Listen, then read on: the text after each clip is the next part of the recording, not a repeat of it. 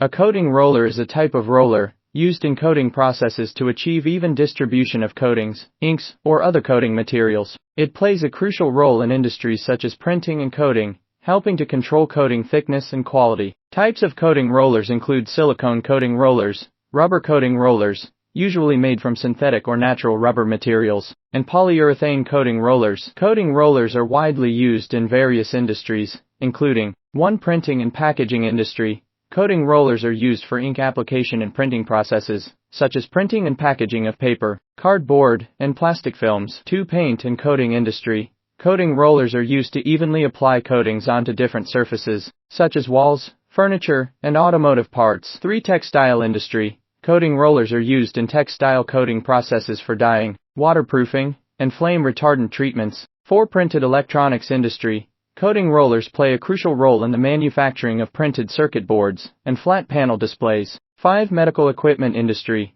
Coating rollers are used for surface coating of medical devices, such as medical gloves, catheters, and surgical products. 6. New energy industry. Coating rollers have significant applications in the manufacturing of new energy products, such as solar panels and lithium-ion batteries. Thank you for watching.